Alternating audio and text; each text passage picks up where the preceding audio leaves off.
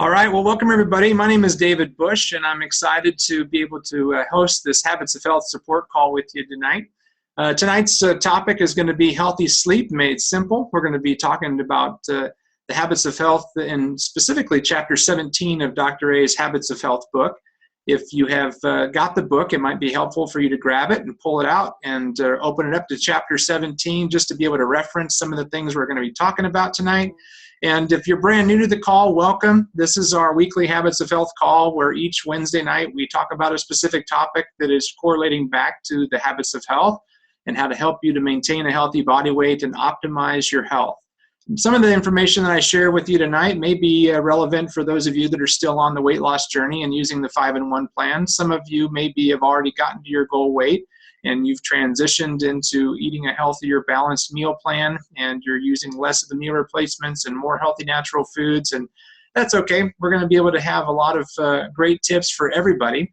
And one of the things that I can guarantee about this particular session that you can't necessarily say on a lot of other calls, but I can guarantee you that this call is going to put you to sleep. That's not something I'd like to brag about, but tonight I'm going to try to put you to sleep, and I'm going to try to give you some good restful sleep. For those of you that are just brand new into this program and your coach just referred you onto this particular webinar or this support call, or for those of you that are just checking things out, maybe you have a coach or a friend who's a coach that's referred you over to this call because it was a topic that they thought you had some interest in. Welcome. I think you're going to find some great applicable information. Our program, the Optimal Health Program, that has gotten so many people healthy. We have hundreds and hundreds of thousands of people that have gotten healthier. Every single month, we have about 150,000 people that are getting healthier with our program. We have 10,000 health coaches nationwide that are helping those individuals in a one-on-one relationship to utilize a simple and safe nutrition plan, a structured healthy lifestyle program, and they're getting the guidance of a complimentary personal health coach to help them to achieve the trilogy of optimal health: healthy body, healthy mind, and healthy finances. So tonight we're going to jump right in and talk a little bit more about why sleep is so important. This is probably something that you probably already know, right? I mean, maybe you're a little bit subject to the idea that maybe you don't think that sleep is very important. I know for me personally, I was not necessarily valuing sleep as much as I should have, and I didn't realize how big of a part it played in my overall nutrition plan.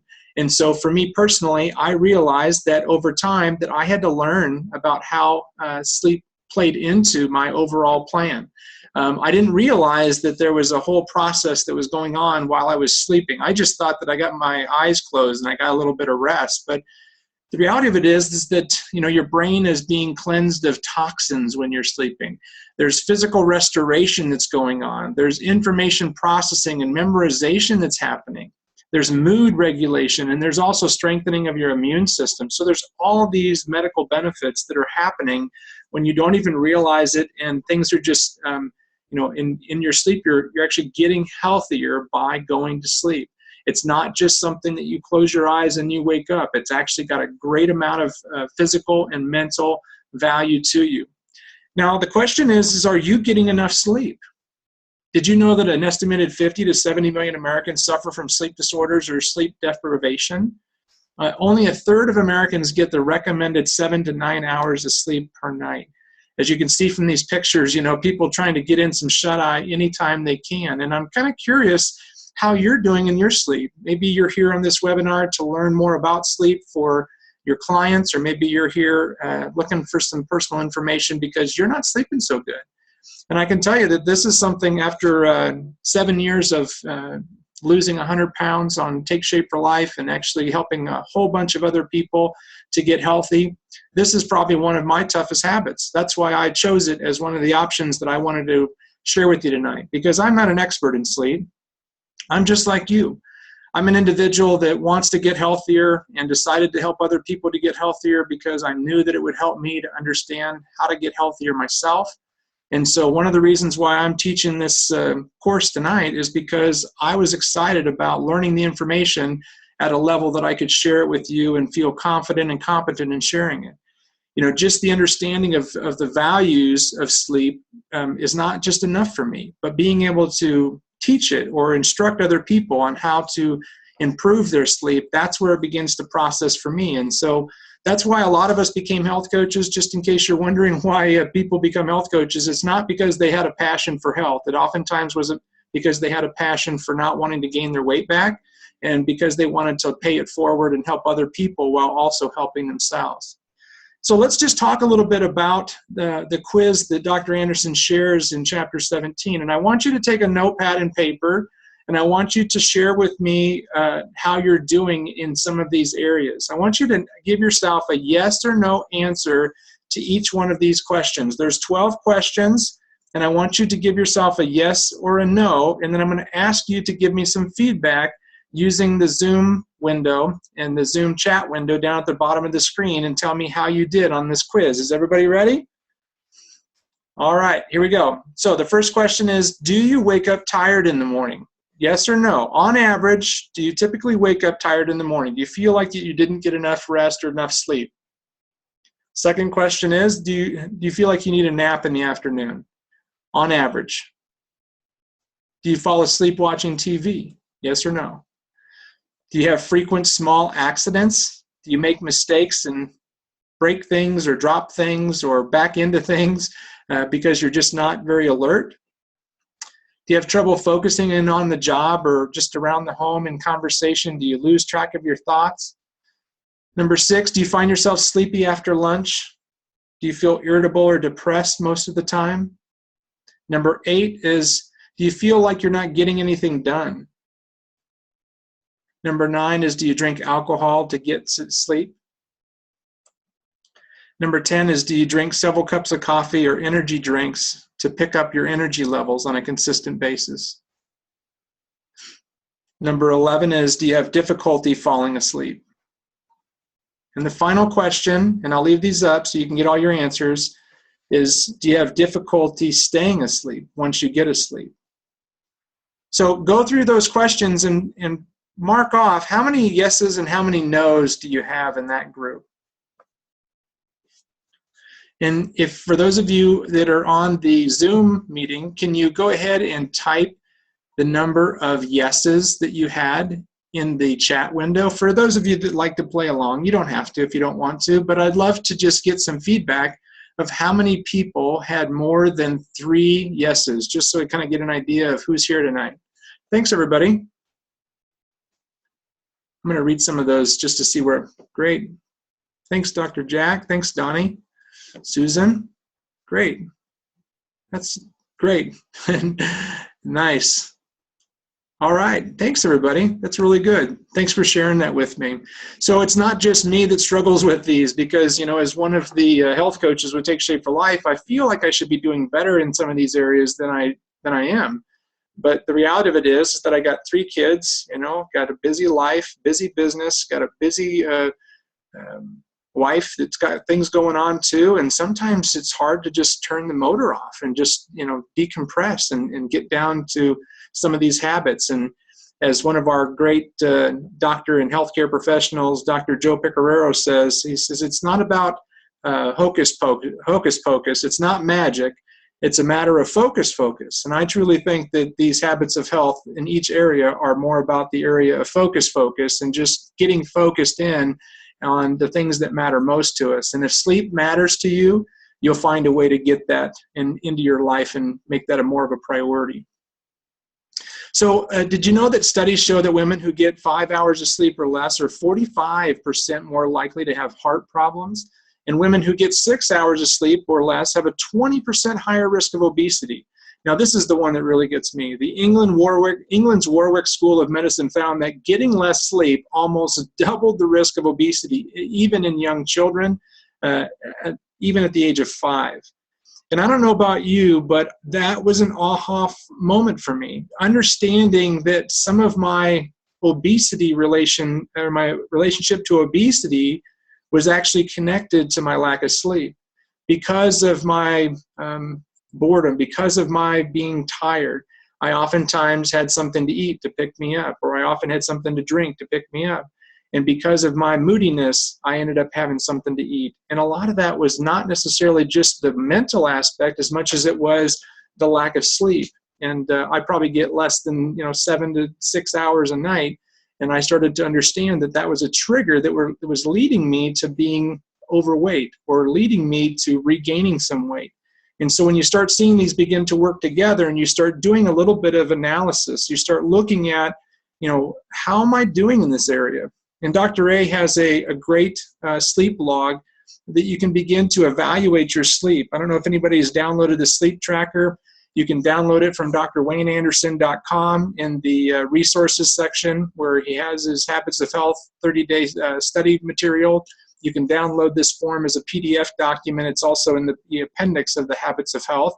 And this is a tracking system just to be able to give yourself an idea of, for 7 days, to track how much sleep are you truly getting. And when you start to really look at it and you start to ask yourself some questions, and these are some of the questions inside the book, is understanding, what is your sleep window? The amount of time between lights out and waking up, what is that time period? And then subtract out the amount of time that you spend in bed that you're not actually sleeping, the time that the time that you spend falling asleep or lying awake in the night. If you will do a little bit of analysis for the next 7 days, I think that you'll be amazed of what the actual results are, because you may think that you know what to do and you just need to do it, but you may not know what's really going on inside of you and what's happening inside of your actual sleep schedule. When you actually figure out what your actual sleep time is, it may be an amazing fact that you may not be getting enough sleep in comparison to what your body truly needs, which they say on average 8.16 hours of sleep is the ideal number for most people. But that's obviously different for each one of us, and finding that number is going to be just part of this analysis process. But then going beyond just the idea of finding out how many hours of actual sleep you're getting is to look at how restful is your sleep. What time did you get into bed last night? What time did you get out of bed in the morning? What hours did you actually sleep? Did you take a nap? How long? Did you consume alcohol? And again, sometimes this may seem like a little bit too much of analysis paralysis, and you may get yourself into something that you don't really know where you're going with it. It's good to get together with your coach and to have that conversation and to have some accountability around, tracking, and have some feedback time so that you actually have a deadline where you're going to get back to your coach and talk a little bit more about the things and the assignments that are inside of this process.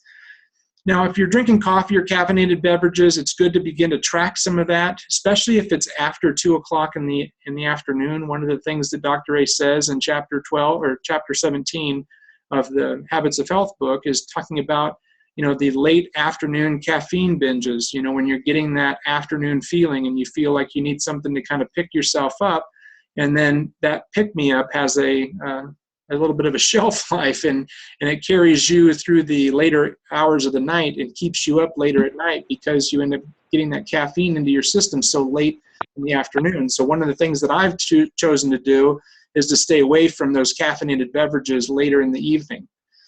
Now, if you're watching television, that may or may not, be a disruption to your sleep schedule. But one of the things Dr. Anderson says is that, having that stimulation, the visual stimulation, can also end up interrupting those sleep schedules. How many hours do you need? Here's the breakdown according to Dr. A, is that studies show that women need less sleep than men. I told my wife when she had our first child that was true, that she did not need as much sleep as me, so I would nudge her out of bed. No, I'm kidding. But it is true that the women need less sleep than men. Adults need about 7 to 9 hours. That sweet spot is about 8.16 hours. And I'm gonna throw it over to Donnie Alvarenga. Donnie's one of our health professionals. She's a nurse practitioner. She's also one of our certified health coaches. And I'm going to ask Donnie, because Donnie's a woman. She's a mom of 2 twins. And I'm going to ask her what her recommended number of hours are. Donnie, you there? I'm here, David. Thanks for having me. Thanks for joining us. Tell us a little bit more about your story and then how sleep interacts with your world. Well, I had to laugh when you were talking about nudging out of bed, because for 9 months after my kids were born, I was up every 2 hours. And I didn't understand the role that sleep played on my weight or my health. Honestly, even though I was a nurse practitioner, I didn't understand. And over those 9 months, while I was up every 2 hours, I would allow myself a 4-hour window to sleep. So that was the longest I ever slept, for 9 months. And over those 9 months, I actually gained 50 pounds. And it wasn't until I read Dr. A's book, here I'd gone through graduate school, and it wasn't until I read Dr. A's book that I learned about the gremlins. He talks about 2 hormones when we sleep that get regulated, and it's the ghrelin and the leptin. And I call it the gremlins because when I don't sleep, the gremlins come out. And I just want to eat. I just want to eat. And so over those 9 months, like I said, I went on to gain 50 pounds. And that was because of sleep deprivation. I attribute it entirely to that. So sleep is really, really powerful. Well, and I don't know about the participants that are on the call right now, but if you would go ahead and comment in on the Zoom chat window down there at the bottom of the screen. You can throw in a comment and do the private chat. I'd like to know what your number is, just to kind of see the variation. If everybody can just go ahead and click on the chat window and throw in how many numbers of hours do you need to sleep before you feel well rested. Great, thanks everybody for participating. So it looks we got some 8s, some 7.5s, a 6, nice, okay. 9-ish, I like that. That's great. Well, thanks everybody for participating. 3 to 5, Tammy, you're killing me. How'd you pull that off? I know if I could end up sleeping less, I used to say when I'd sleep enough when I was dead, but I'm learning that I'm going to be dying a whole lot sooner if I don't end up getting that sleep in there. But good for you, for those of you that don't need much sleep, because you can get a lot of stuff done. So moving into the sleep cycle. Now, inside of Dr. A's book, he talks about this different stage process. Now, each one of these stages have important benefits to our sleep and to our rest and our recuperation. And so if you're getting interrupted in between some of these stages, you may not be getting into that REM sleep, the deepest sleep, the one where your body and your arms, your legs are just motionless and you're dreaming. You're actually having your active brain waves that are similar to when you're thinking and you're actually awake. You're actually getting some of that activity while you're in that deep sleep. And if you're not getting into REM sleep, then you're oftentimes going to feel that lack of energy, or you're going to feel that lack of rest. And Dr. A talks about that we end up going through, I think that it was 4 to 6 of these cycles per night. And in each one of these cycles is about 90 minutes in length.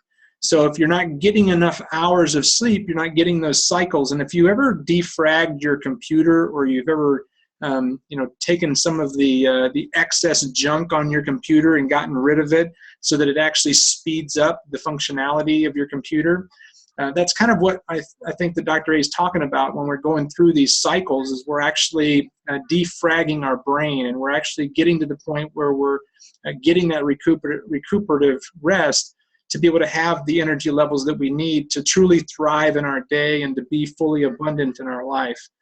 Anything you want to add into the sleep cycle or the sleep stages, Connie? One thing that I know for sure is that it's not something that we can recover. A lot of times people think, well, I'll catch up on it later.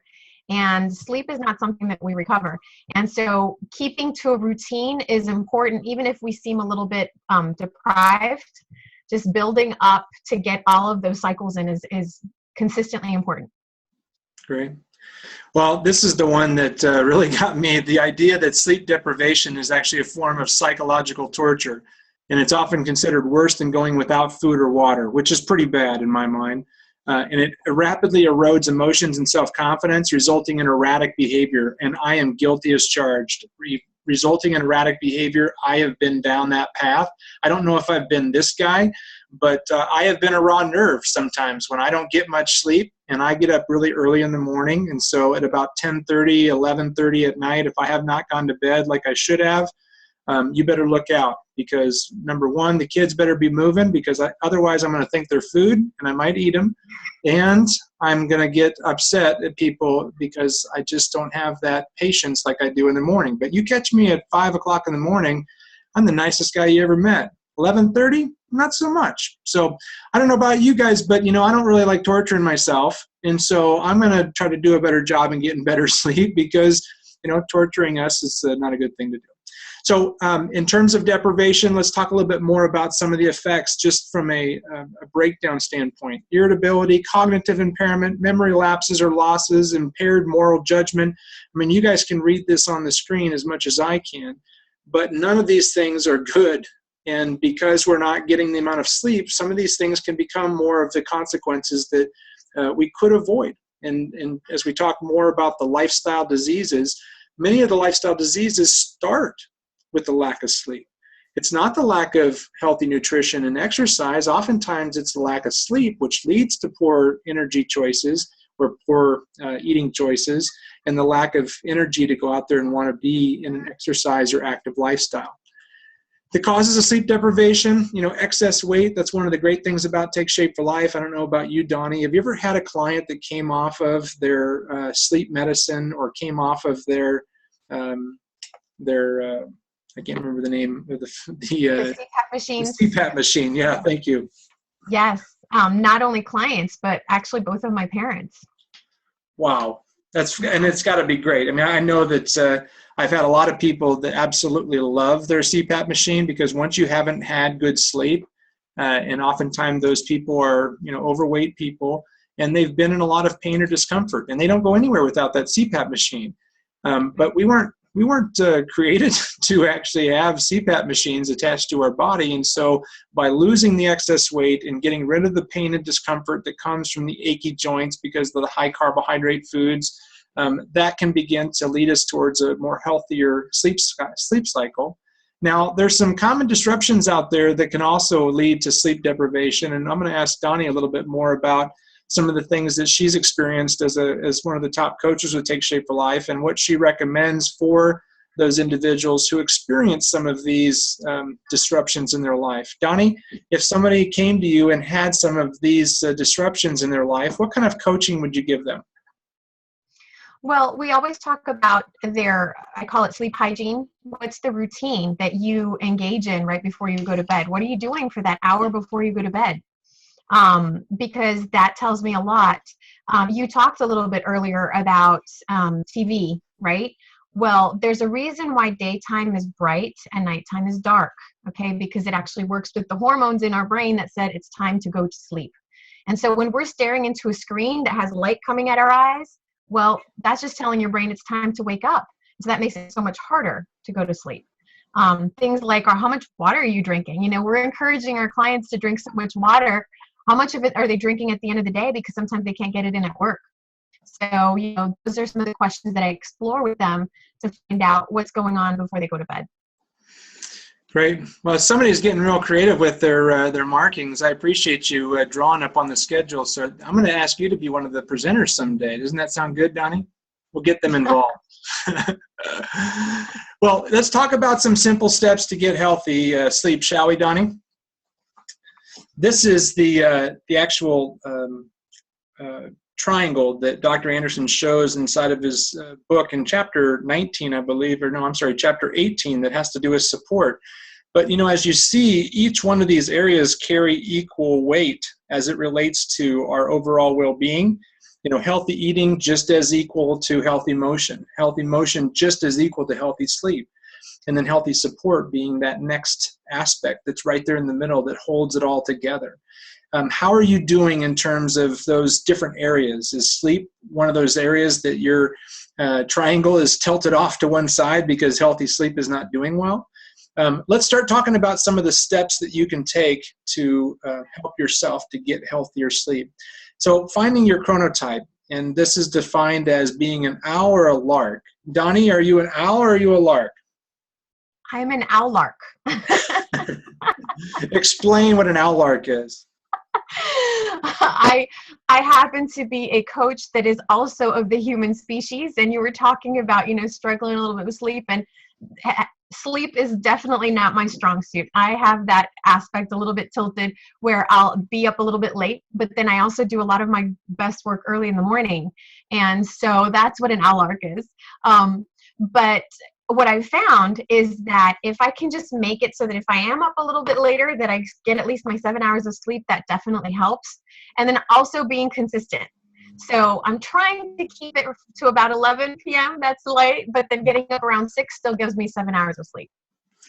Yeah, I'm probably a lark owl. I'm definitely a lark in the early mornings. I can get up at the earliest hours with the best of them, but the late nights I used to be able to roll pretty good when I was younger as the owl, but not anymore. I think as I'm getting older, I'm becoming more larkish.